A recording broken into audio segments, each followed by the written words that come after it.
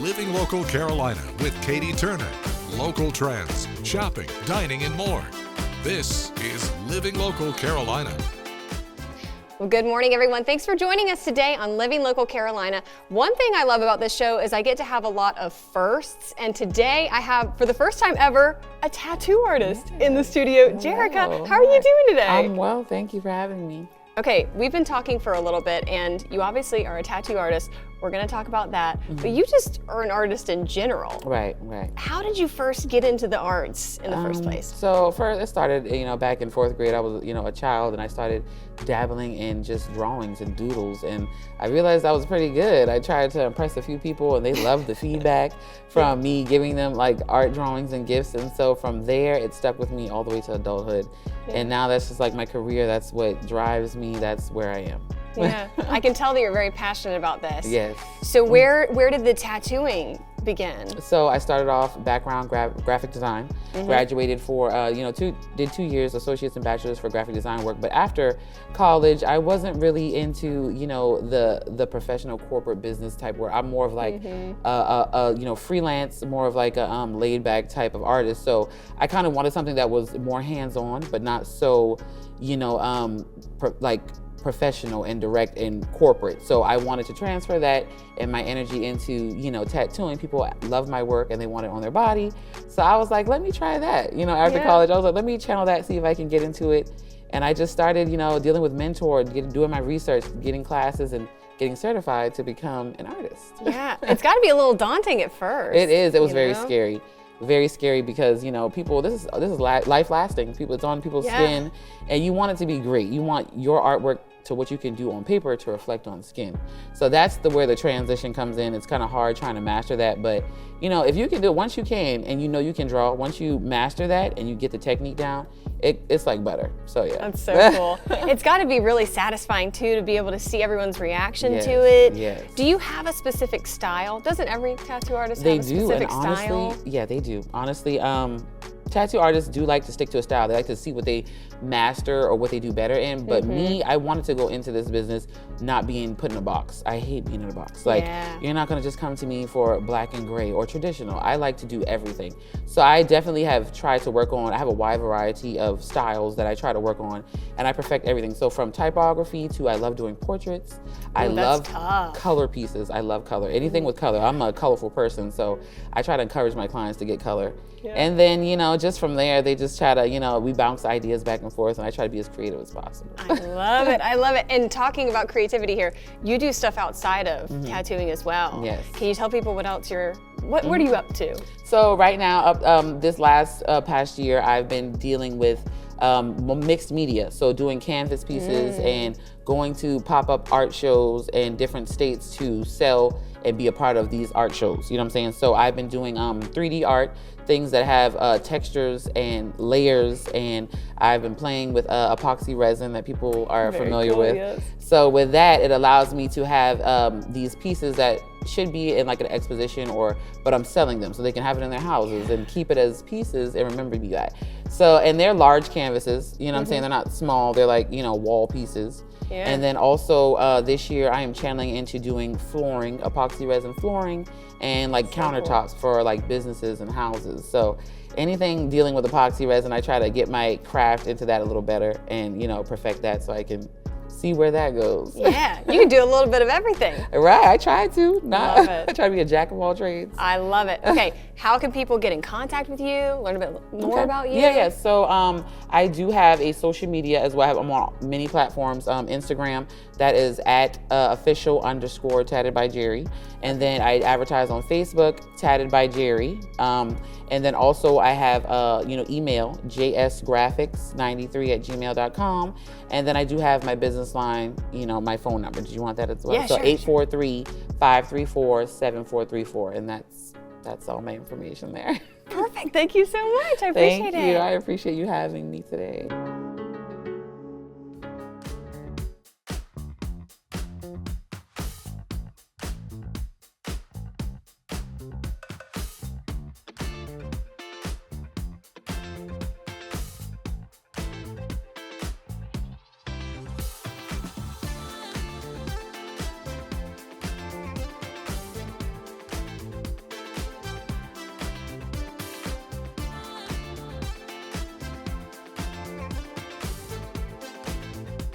We'll be back right after this break with more Living Local Carolina.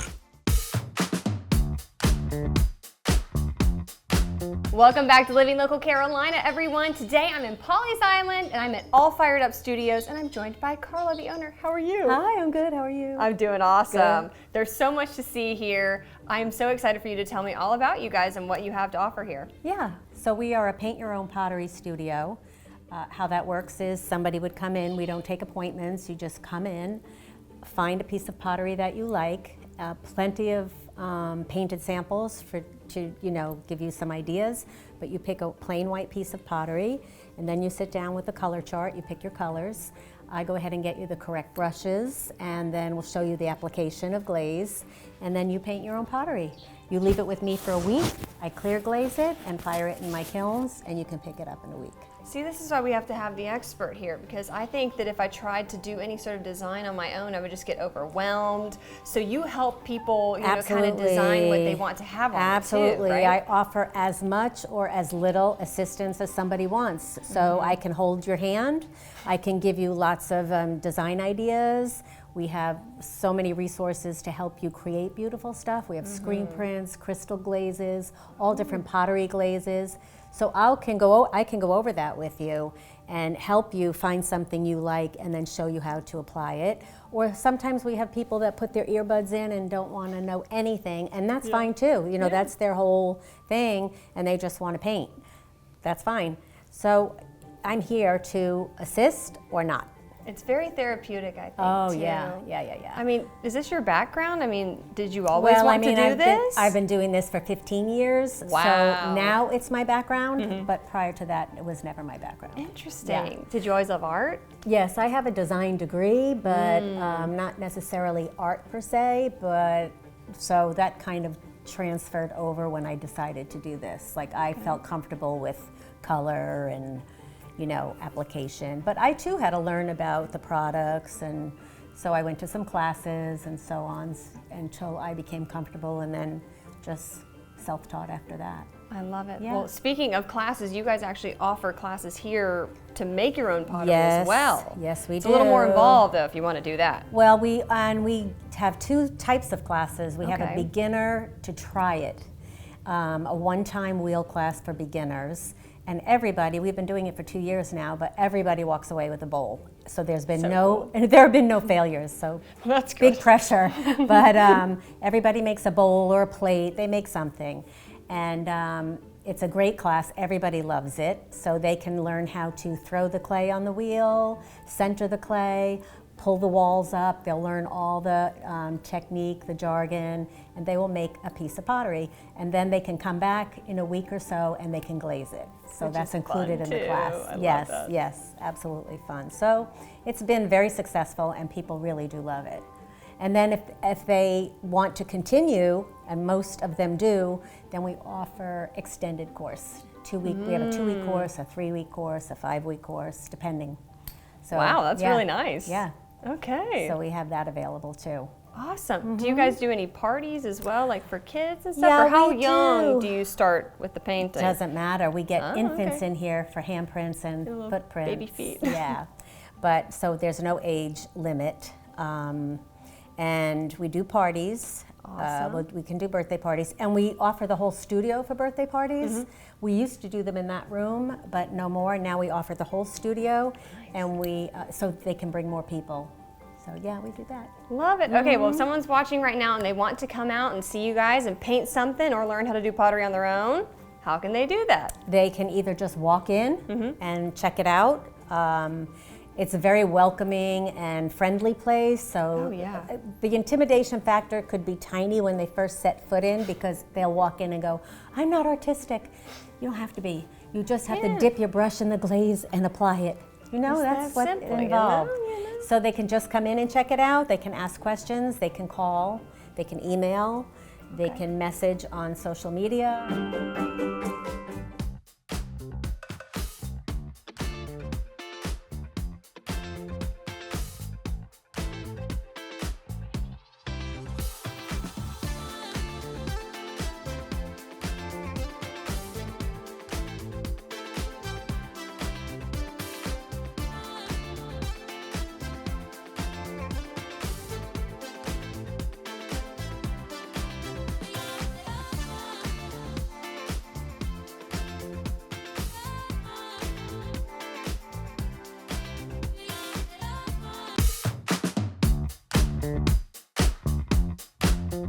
Hey guys, welcome back to Living Local Carolina. Today I'm talking about better stay connected with Jamal and Emma. Thank you guys for being on the show. Thank you for having us. This is the first time that I have heard about an organization where you can tell someone your life story.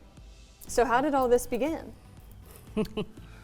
Well, so basically, we were at one time the fires that were going on at that time. I'm sure you're familiar with the fires that happened last year. So basically, after those fires had happened, it was like maybe 2 or 3 minutes from our house, and so we were like, we only had 5 minutes to get our things together. And so you had to be basically on the clock 24/7 in case they called our area. And that's basically how it kind of kicked off us actually starting this business and moving forward with it. And what was so cool about it is that we started the business a month before the fires. And because we both experienced loss, when someone, suddenly goes and passes, there's just a slew of life stories, insights, wisdom that goes with them. And so we had started, but the fire just kicked it up a whole new level to have to figure out in that last minute, what do I grab for my life stories to be preserved? Yeah, you never want to have to go through something like that, but this could maybe give somebody peace of mind, being able to tell their story. So how does the process work? Absolutely. So we actually, when we work with clients, they just have to talk. And that's one of the things we were really passionate about. Absolutely. How do we remove all the obstacles? I don't have time. I don't know how to write. How do I get this from A to B? So if they're writers, they bring whatever they have and we take it from there. If they are not writers, we work with them from top to bottom. And we just ask questions. So it's a lot of fun and people really get disarmed and get to dig deeper, which is different than a preset of questions where you have to answer. It's not addressing real time what's going on.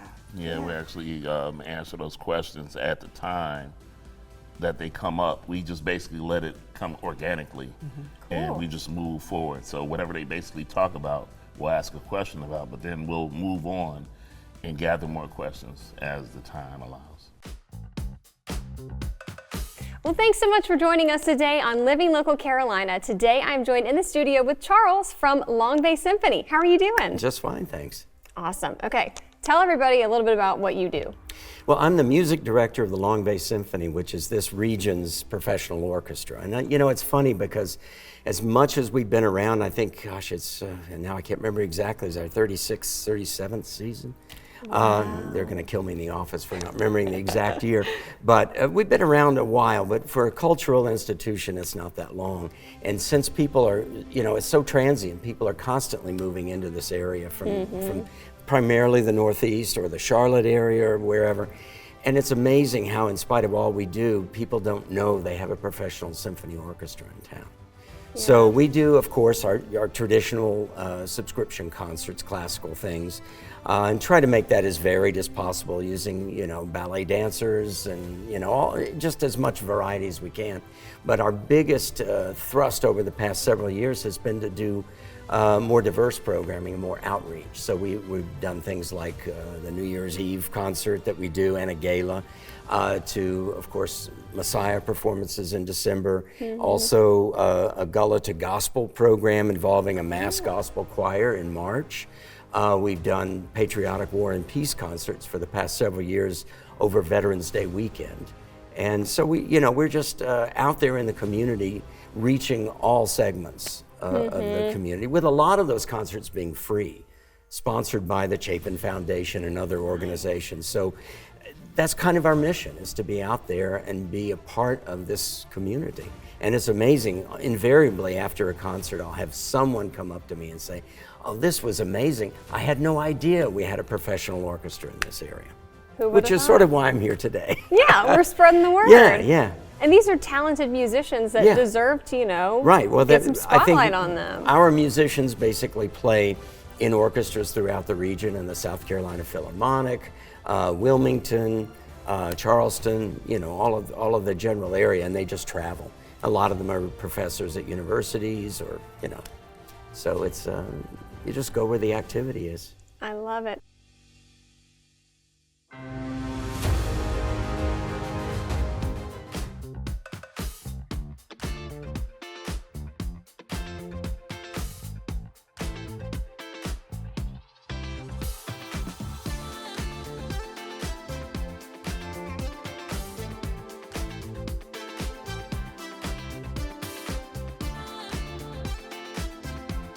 We'll be back right after this break with more Living Local Carolina.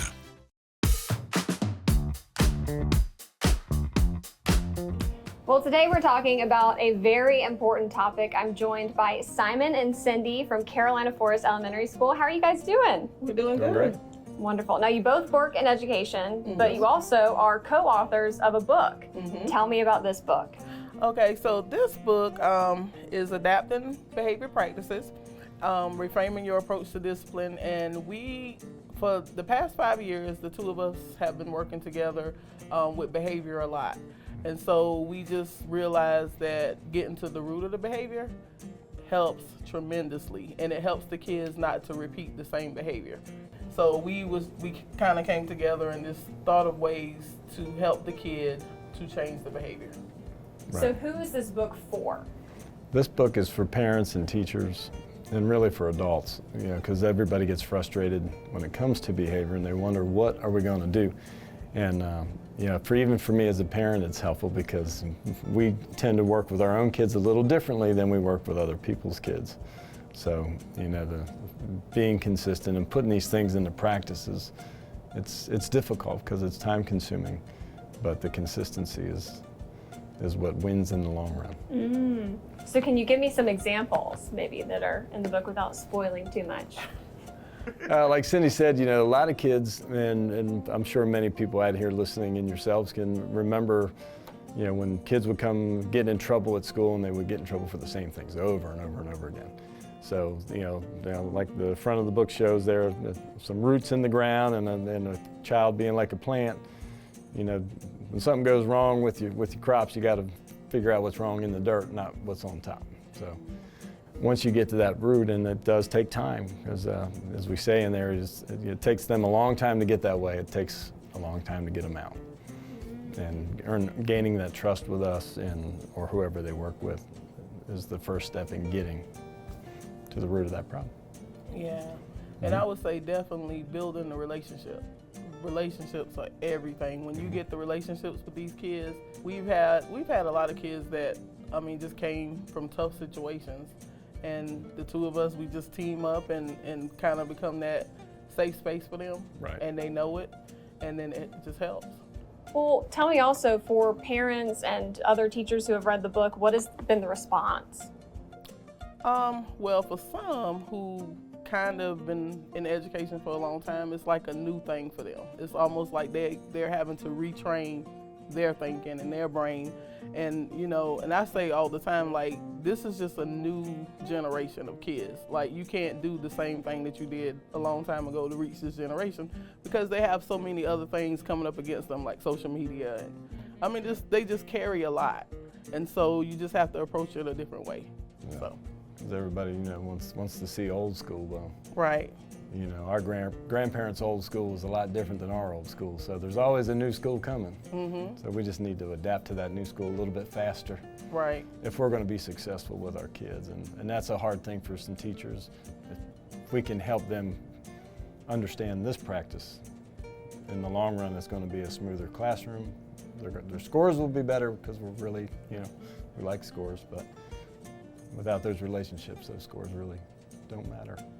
Now, Cindy, do you have another book as well? I do. This is actually my third children's book. I'm always trying to write, because I am a counselor, giving kids tools that they can use when I'm not there, and so this book is Same Love, Different Homes, and it is about kids that are in divorce situations. And so I think out of all the books, like, this was the one that I could connect to the most, because I was that kid. And so when I wrote it, it was really rewarding for me as well. So, yeah. So if anybody's interested in purchasing one of your books, where can they find these? They can find them on Amazon. They're both on Amazon.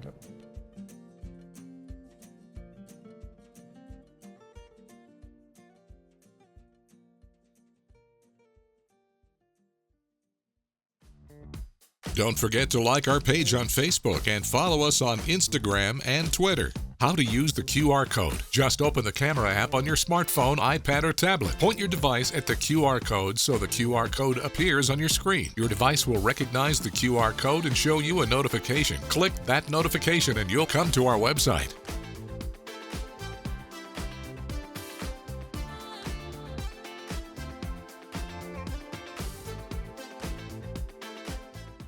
Living Local Carolina, weekday mornings at 9:30 on WBTW News 13.